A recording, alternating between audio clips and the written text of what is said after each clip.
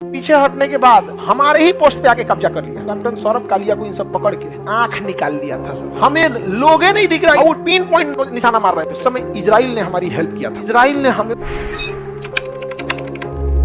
कारगिल की लड़ाई 1999 में ऑपरेशन विजय चलाया गया कारगिल के।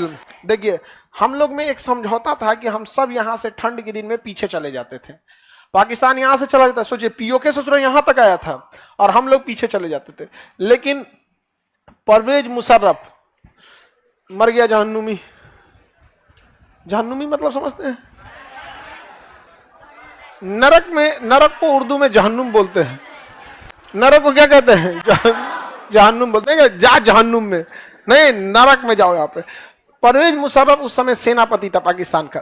उसने पूरी सेना को चढ़ा दिया, कहा कि हिंदुस्तानी पीछे लौट चुके हैं, दुनिया थूकेगी तो क्या हुआ, चढ़ जाओ खाली जगहों पे। समझ में आ गया? इसके लिए डिसिप्लिन मायने नहीं रखता है। इसलिए मरने के बाद भी लोग क्या कर रहे हैं, गरिया रहे थे, चढ़ गए यहाँ पे। जबकि हम सब का एक एग्रीमेंट होता था, ठंड में हम सब पीछे हट जाते थे। 1998 में हम सब क्या हो गए, पीछे हटे। लेकिन इस पीछे हटने के बाद चढ़ गया वापस और हमारे ही पोस्ट पे आके कब्जा कर लिया, पूरे पहाड़ी पे कब्जा कर लिया।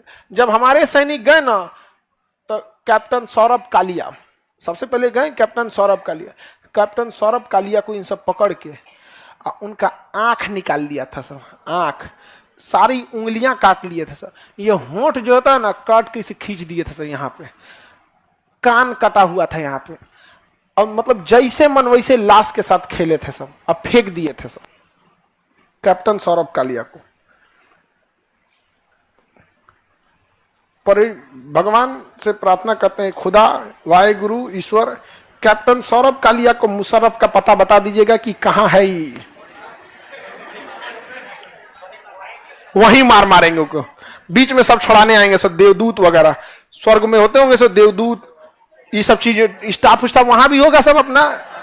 ए छोड़ दो, ना मारेंगे चचुआ को यहाँ पे, नीचे का बदला ऊपर देंगे। बताइए इस तरह की इंसानियत होती है। युद्ध में हर सैनिक एक दूसरे को मारते हैं। आपको अगर मारना था तो इज्जत से लाश लौटा देना चाहिए था, ऐसे फेंक दिया था वहां पे। अब अटल बिहारी वाजपेयी ने सीधा आदेश दिया कारगिल पे चढ़ाई करने के लिए। तो इनको लगा कारगिल पे चढ़ाई करना, अरे वहां के सब पहाड़े पे कब्जा कर लिए थे सर, पूरा यहां से यहां तक। हम लोग को क्या लग रहा था कि कारगिल पे ही मैंने, लेकिन कारगिल से रिलेटेड हर एक पहाड़ी पे पूरा कब्जा कर लिया था। एक लंबे एरिया में कारगिल पे क्या कर लिए थे सर, कब्जा कर लिया था सर यहाँ पे। अब इसमें आपकी कारगिल मूवी भी बनी है, शेरशाह मूवी भी बनी है, समझा क्या? टाइगर हिल को लेकर कहानी है किसका, शेरशाह का। और वहां पे पाकिस्तानी इतने खतरनाक थे सब, मतलब इतना माइंडसेट से आए थे सब वहां पे, कि उन्होंने क्या किया ना, कि भारतीय सैनिकों का जो रास्ता था यहाँ माइंस बिछा दिया।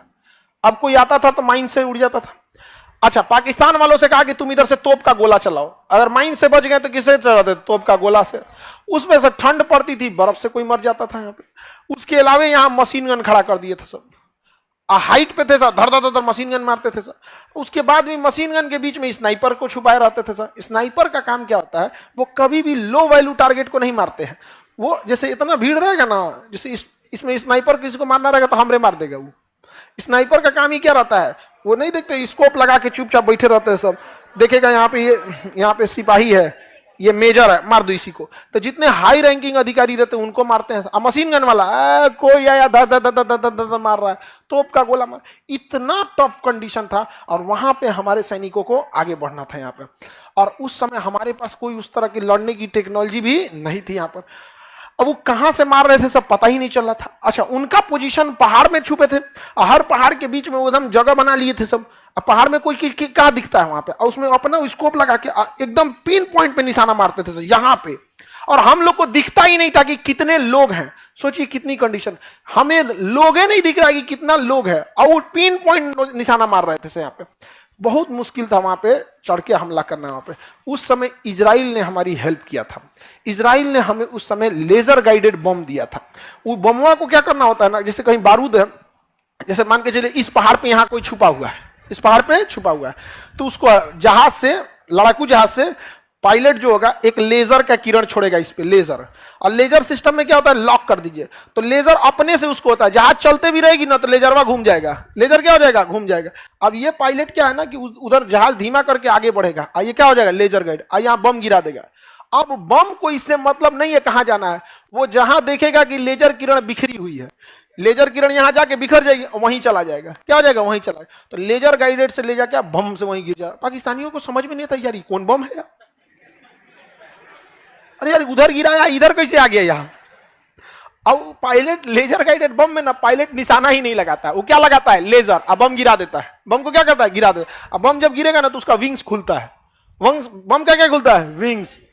कहते किधर जाना, दाहिने बाएं, धड़ाम, पाकिस्तान वाला उधिया गया सब। थोड़ा बहुत हम लोग को आइडिया लगा, हम उधर एक सैनिक मर रहा था तो हमारे यहाँ 27, तो 1:27 का रेशियो हम लोग लेके चले थे यहाँ पे। और पाकिस्तान तब हम लोग ने डिसाइड किया कि रात में आगे बढ़ेंगे। कहाँ बढ़ेंगे, रात में। तो रात में फ्लेयर छोड़ते थे सब, जैसे दिवाली में भी कभी कोई रॉकेट छोड़ेगा ना तो देखिएगा ना कुछ देर तक के लिए क्या हो जाता है, रोशनी हो जाता है। उस बीच में भी मारते हुए हम लोग कहाँ बढ़े थे, आगे बढ़े थे। एयरफोर्स भी तबाह की थी इन सब को। पाकिस्तानी इधर से इतने बेशरम थे सब कि इधर से बम मारते थे सब, तोप। इतना बेशरम इंसान आपको दुनिया में नहीं मिलेगा। जब यूएनओ में बात गई तो पाकिस्तान कर रहा है हम थोड़ी कर रहे हैं, ये तो आतंकवादी मार रहे हैं सब। तो एक बात बताओ, आतंकवादी के पास गोला बारूद होता है, तोप कहां होता है? तो भारतीय सेना ने कहा कि ये तोप कहां से आ रहा है, तुम्हारे यहां आतंकवादी तोप लेके घूमते हैं, तो यूएनओ इसे आतंकवादी देश घोषित कर दीजिए, सब मिलके तोप व्यवस्था कर देंगे सब। अब क्या हो गया यहाँ पे, अटल बिहारी वाजपेयी पूरा आग बबूला होते, कहें चाहे जो कुछ हो, एयरफोर्स को लगाइए, नेवी को लगाइए, आर्मी को लगाइए। तो नीचे से कौन मार रही थी, आर्मी, और ऊपर से एयरफोर्स। लेकिन क्लोज लड़ाई में एयरफोर्स भी कुछ नहीं कर सकती थी।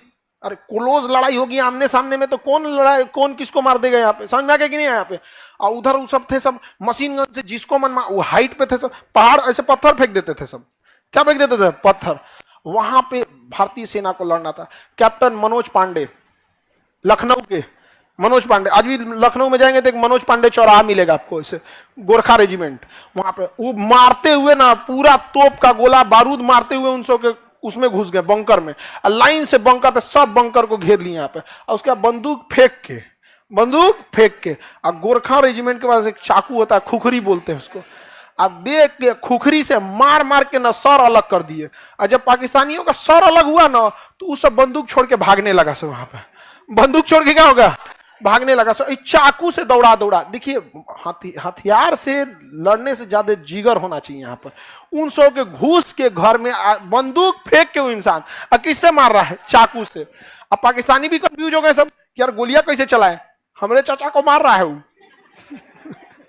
ये कम थे, कैप्टन पकड़ लिए को मेजर को, अल्ले अब मार रहे हैं। अब उधर से कोनो गोलियों नहीं चला पा रहा है, काहे वो करो मेजर जाएगा, मत मारो, ये लेके जाएंगे। अब मार दिए यहाँ पे। तब तक उधर से स्नाइपर रहते थे, स्नाइपर जो होते हैं सब ना ऐसा जगह छुपे रहते हैं जहाँ आपका ध्यान ही नहीं जाएगा, और ओढ़ के ढके रहते हैं सर। और भाई वहां स्नाइपर क्या कर दिए, मार दिए, स्नाइपर ही मारा था सब। यहाँ पे शेरशाह मूवी देखे, कैप्टन विक्रम बत्रा को किसने मारा, स्नाइपर। अच्छा, वो लड़ाई के मैदान से कहाँ रहते हैं सर, दूर रहते हैं सर। अब इतना तबाही हुआ, पाकिस्तान वाले भी मरना चालू किए सब। पाकिस्तान अमेरिका को कह रहा है बचाइए यहाँ पे, तो अमेरिका कहा कि यार इतना बेशरम तो हम भी नहीं है। अमेरिका क्या बोला, ऐसा तो हम भी नहीं यार, तुम इतना काहे करते, जब तुमको आतंकवादी ही भेजना था तो आतंकवादी भेजे रहते, ये तोप का गोला भेजे, पूरी दुनिया गरियारी है यहाँ पर। अब अटल बिहारी वाजपेयी ने कहा कुछ भी हो जाए यहाँ पे, उन्होंने जिम्मेदारी दिया किसको, नेवी को। इंडियन नेवी गई ब्लॉक मार दी पूरा पाकिस्तान को, ले। अब पाकिस्तान के पास अपन कौन सी होता है, सऊदी अरब से तेल की सप्लाई बंद। पाकिस्तान के पास 7 दिन का तेल बचा हुआ था, 7 दिन के बाद उसका रेलवे स्टेशन, जहाज, मोटरसाइकिल, सब चीज ठप। सोचिए पेट्रोल पंप बंद तो क्या हो जाता है, सब चीज बंद। पेट्रोलियम बहुत, ट्रांसपोर्टेशन एक बहुत बड़ा हिस्सा होता है देश का, 25% चीजें ट्रांसपोर्टेशन पे टिकी हुई है यहाँ पे। अब अटल बिहारी वाजपेयी ने कहा कि तोरा क्या लगता है हम कारगिल में लड़ेंगे, हाँ ये सब एयरफोर्स ने भी, ये सब किस दिन काम आएंगे सब। तो यहां से कौन घेर ली, और ऊपर से एयरफोर्स, और जमीन तो पहाड़ पे आर्मी। आर्मी ने जब सफाया चालू किया ना तो वहां से भाग भाग गए थे सब पाकिस्तानी। सब क्या हो गए थे सब भाग भाग।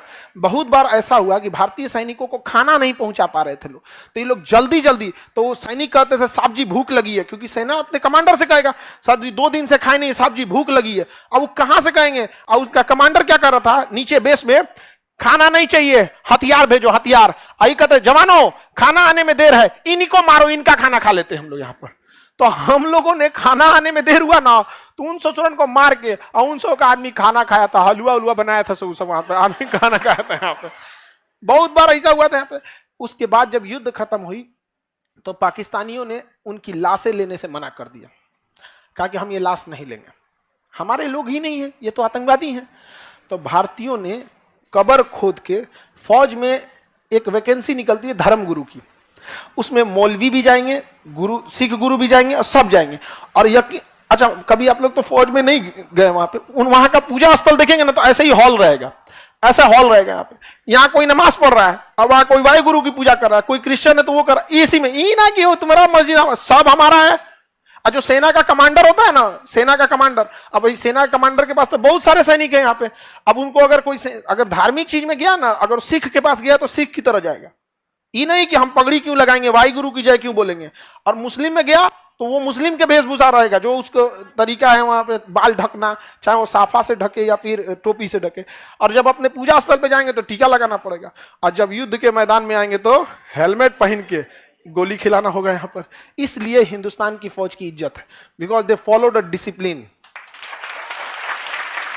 तो लाइफ में हमेशा याद है कि डिसिप्लिन, डिसिप्लिन का मतलब ये नहीं होता है कि आपको बस क्लास में डिसिप्लिन, आप जहां रहते हैं उस एरिया में भी डिसिप्लिन रहना चाहिए। यहाँ पे कहाँ क्या चीज है, हर चीज में आपको क्या होना चाहिए, डिसिप्लिन रहना चाहिए। डिसिप्लिन मतलब जो आपको जिम्मेदारी दी गई यू हैव टू फॉलो, चाहे कुछ भी हो जाए यहाँ पे। और हमारे इंडियन आर्मी ने धर्म गुरुओं को बुलाकर उन लोग की कब्र खोद के इज्जत से दफनाए थे लोग, जबकि कुछ सैनिक सब मना किए थे सब कि इन सब का भी हम लोग आंख निकाल लेते हैं। तो भारतीय सेना के जो कमांडर थे उन्होंने समझाया था कि जानवर और इंसानों में फर्क होना चाहिए, चाहे दुश्मनी कुछ भी हो, we have to follow discipline. और हम लोगों ने उनकी लाश को दफनाया था यहाँ पर। समझ में आया कि नहीं आ गया? अब वो चट्टा आंख निकाल लिए थे सब यहाँ पे, इसी सब चीज का भुगतते हैं। और उनकी बर्बादी यकीन मानिए ऊपर वाला करता है। पाकिस्तान की बर्बादी खुद खुदा करेगा अपने हाथ से, क्योंकि खुदा को सबसे ज्यादा अगर किसी ने बदनाम किया है ना, इन्हीं चोटों ने बदनाम किया है। नहीं समझ आया? तो कारगिल की लड़ाई जो थी बहुत अच्छा, अमेरिका कहा अटल बिहारी वाजपेयी को कि कारगिल की लड़ाई तत्काल बंद कीजिए। मैं आपको कहता हूं कारगिल की लड़ाई बंद कीजिए। यहाँ पे पाकिस्तान के प्रधानमंत्री हमारे यहाँ बैठे हुए हैं, तो अटल बिहारी वाजपेयी ने कहा कि कारगिल की लड़ाई हम कैसे बंद कर सकते हैं, ये पाकिस्तान के हाथ में है, आतंकवादियों को बोलिए वापस जाए। तो कह रहा है कि आप मत भूलिए अटल जी कि पाकिस्तान एक परमाणु संपन्न देश है। कहा कि बोलिए उसको मारे, बोलिए उसको मारे, वो मार जरूर देगा, लेकिन वादा करते हैं कि अगले दिन का सूरज पाकिस्तान का कोई व्यक्ति नहीं देख पाएगा। मारेंगे परमाणु बम यहाँ पे। हम उस खुश नसीब में से है ना जो हमने एक साथ अटल बिहारी वाजपेयी और एपीजे अब्दुल कलाम को देखा था। उसके बाद यह दिन अब भारत में किसी को नसीब नहीं होगा, क्योंकि अब देश, सिद्धांत, ये सब साइड हो गया है। अब राजनीति के लिए क्या सही है वही सही है, लेकिन अटल बिहारी वाजपेयी में ये चीजें थी। यहाँ पर आज भी यहाँ पर अटल बिहारी वाजपेयी और एपीजे अब्दुल कलाम, हमें नहीं लगता है कि ये लोग इंसान थे, अवतार थे ये किसी ना किसी चीज के यहाँ पर, वरना भारत को ये दो जोड़ी एकदम अतुलनीय है यहाँ पे।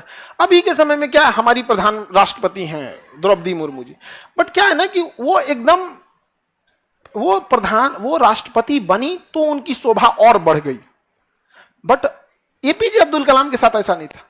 एपीजे अब्दुल कलाम जब राष्ट्रपति बने तो राष्ट्रपति पद की गरिमा बढ़ गई थी। समझ रहे हैं अंतर, समझ रहे हैं कि नहीं समझ रहे? एपीजे अब्दुल कलाम इसलिए फेमस नहीं है कि राष्ट्रपति हैं, इसलिए फेमस है कि वो कलाम साहब है। समझ में आया कि नहीं गया? वो राष्ट्रपति नहीं भी रहते हैं तो उनकी उतनी ही इज्जत होती है यहाँ पे, और हम लोग उन्हें राष्ट्रपति के रूप में याद करते हैं, एक देशभक्त के रूप में याद करते हैं। नासा ने उनको बोला था कि आके हमें नासा ज्वाइन कर लिए, उन्होंने कहा कि देश को उन जैसे लोगों की जरूरत है। कहा कि हम शादी ब्याह किए, हमारा कोई नहीं है, बस एक हमारी भारत माँ है, और माँ को हम कैसे छोड़ सकते। ऐसे व्यक्ति थे यहाँ पे। और आज भी हम लोग इजराइल का साथ देते हैं। रीजन क्या है? कारगिल की लड़ाई में हमारा साथ दिया था, कारगिल की लड़ाई में हमारा साथ दिया। और इजराइल की नीति है, इजराइल के दुश्मन ऑटोमेटिक गायब होने लगते हैं सब। आप लोग कुछ न्यूज देख रहे हैं, कुछ गायब हो रहे हैं लोग कि नहीं? ये किसकी नीति है? इजराइल।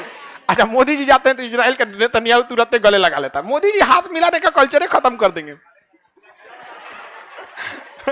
जापान जाता, अरे यार हाथ छोड़ यार, यहाँ आ जाओ यहाँ। अरे जो बाइडेन, अरे हाथ हटाओ यार भैया, आ जाओ यहाँ। हमको लगता है ना अभी हाथ मिलाने वाला कल्चर है, क्या कर देंगे, खत्म कर देंगे। नहीं समझ आया यहाँ पे। हालांकि विदेश नीतियों में अच्छे हैं, नो डाउट। सैन्य नीतियां और विदेश नीतियां बहुत ही प्रबल हैं यहाँ पर। समझ में आ रहा है कि नहीं यहाँ पे? तो ये चीजें उनके अच्छी हैं यहाँ पे। तो हम लोग के प्रधानमंत्री मतलब विदेश नीति भी क्या होनी चाहिए? बेहतरीन होनी चाहिए यहाँ पे। कहीं पे भी विदेश नीति बहुत मायने रखती है। समझ में आ गया कि नहीं आ गया? किसी को कोई दिक्कत?